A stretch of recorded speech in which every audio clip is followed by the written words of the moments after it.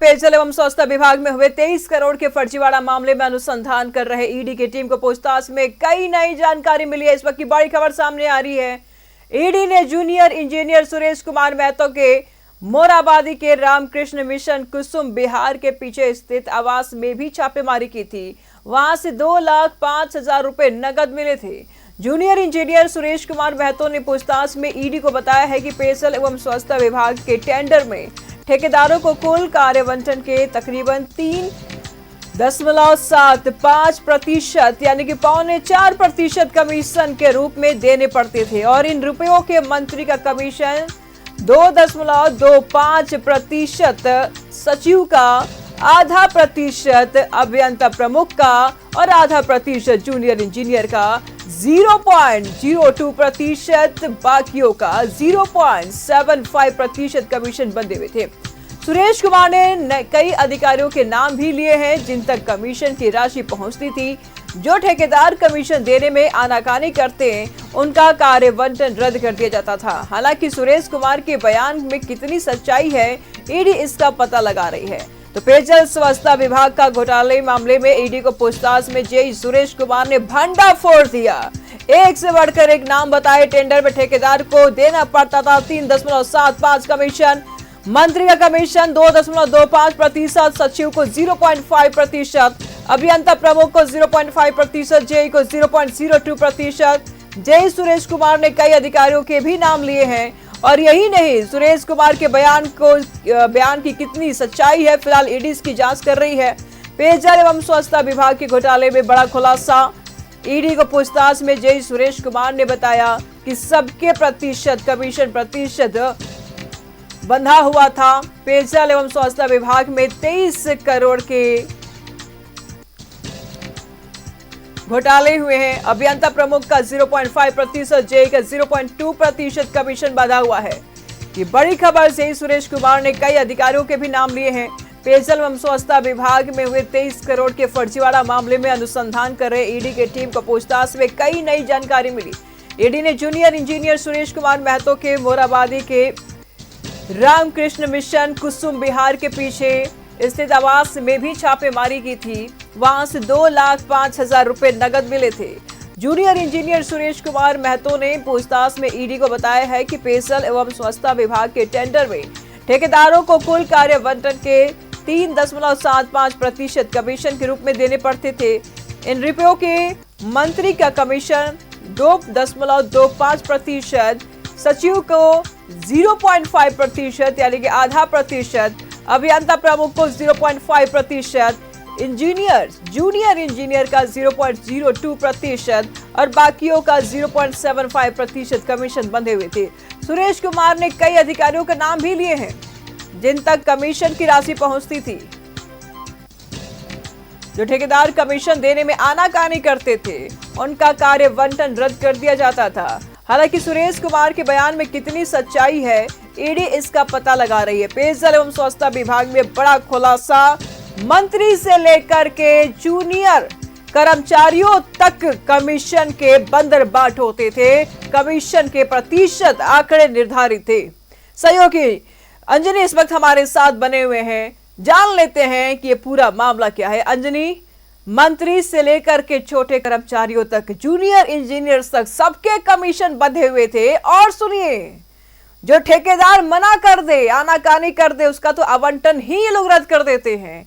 क्या है ये पूरा मामला?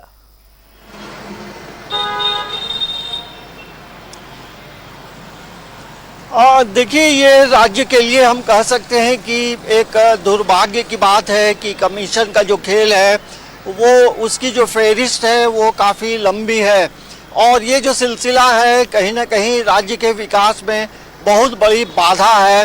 क्योंकि जहां टेंडर में कमीशन हो रहे हैं और टेंडर में जब कमीशन हो रहे हैं, बंटवारा हो रहा है, तो जो काम होगा उस पे इम्पैक्ट पड़ते हैं। तो जाहिर सी बात है कि जो गुणवत्तापूर्ण, जो सर्वश्रेष्ठ काम की बात करते हैं वो उन चीज़ों में इसके नेगेटिव इम्पैक्ट पड़ते हैं। और यही वजह है कि जब संतोष कुमार महतो से जब पूछताछ होती है तो उन्होंने तमाम चीज़ों का खुलासा करते हुए एक एक चीज़ का मतलब जो डिस्ट्रीब्यूशन का जो प्रतिशत है वो पूरी जानकारी उन्होंने दी है। तो ये कह सकते हैं राज्य के लिए अच्छा नहीं है, और इस तरह की जो चीज़ें हैं वो कहीं ना कहीं भ्रष्टाचार को बढ़ावा देती है, और यही वजह है कि राज्य में भ्रष्टाचार के जो कई मामले हैं उस राज्य का कहीं ना कहीं पूरे भारत में अपमान होता रहा है। और यही वजह है कि आप देखेंगे पूर्व में कई मंत्री, कई आईएएस अधिकारी, तमाम लोग भ्रष्टाचार में लिप्त होने की वजह से होटवार जेल की हवा खा रहे हैं, और वहाँ की जो हवा खा रहे हैं उसका क्या आने वाले समय में इम्पैक्ट होगा ये देखने वाली बात होगी। तो टेंडर कमीशन का खेल जो है बड़े चालाकी से, बड़े शातिर तरीके से चल रहा है, जो राज्य के लिए अच्छी बात नहीं है। निशु, बिल्कुल, सवाल ऐसे में ये भी उठ रहा है अंजनी कि क्यों सरकार के मंत्रियों के ऊपर इस तरीके के आरोप लगते हैं? क्या मुख्यमंत्री को नजर नहीं आते हैं? अभी ग्रामीण विकास विभाग के मंत्री अभी भी, माफ कीजिएगा, मंत्री तो थे पहले, अभी भी वो जेल में हैं, होटवार में हैं। और अब देखिए दूसरा खुलासा पेयजल विभाग का। क्यों ऐसा हो रहा है कि सरकार के ही मंत्रियों के ऊपर गाज गिर रही है? क्यों सरकार के ही विभागों में इस तरीके की चीजें हो रही है? नजर नहीं है या कंट्रोल नहीं कर पा रहे हैं?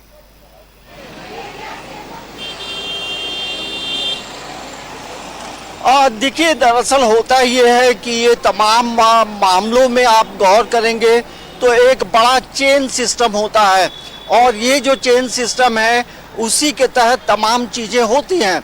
और हमें लगता है कि कई चीज़ों का जो इन्फॉर्मेशन है वो तमाम बड़े लोगों को नहीं हो पाता है, और जो छोटे जो कर्मचारी हैं वो कहीं ना कहीं इन चीज़ों में उनकी संलिप्तता रहती है। और यही वजह है कि आप देखेंगे इससे पहले जो है राज्य के एक मंत्री जो हैं वो होटवार जेल में हैं, उनके जो पीए हैं वो भी होटवार, उन्हें भी होटवार जेल में हैं।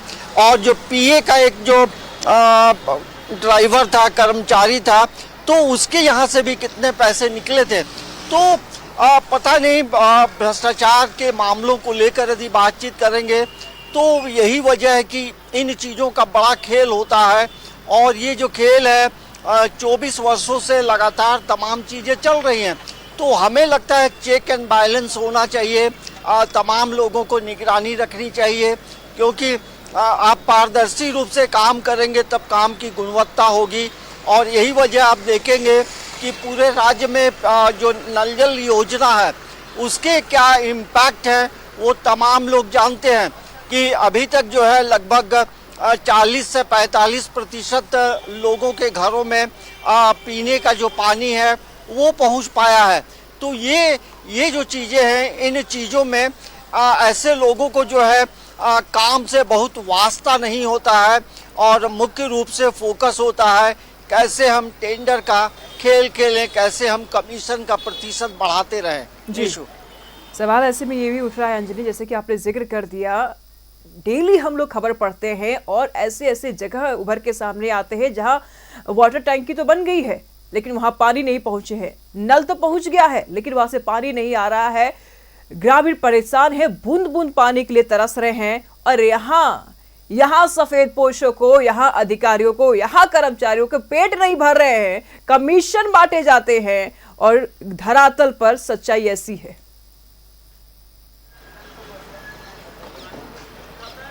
अंजलि, देखिए, आपने जो बातें कही हैं वो जमीनी धरातल पर दिखाई देती है। अभी की मैं एक कहानी बताता हूँ।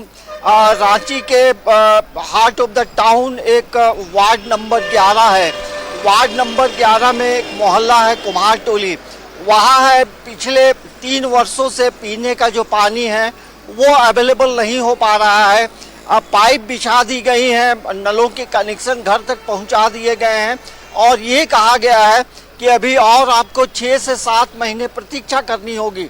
तो ये कैसा खेल है, किस तरह के डुग्गी ड्रामा लोग बजा रहे हैं, और यही वजह है राज्य की बदनामी होती है।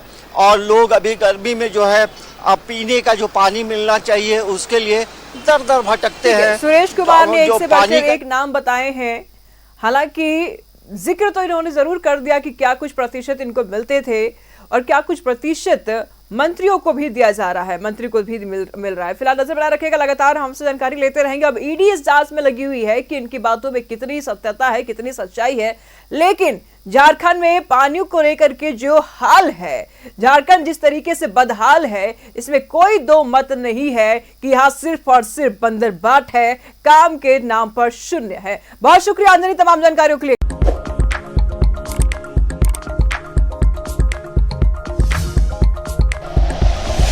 Like and share videos, subscribe करें हमारा चैनल और प्रेस करें बेल आइकॉन। न्यूज़ 11 भारत, सच है तो दिखेगा।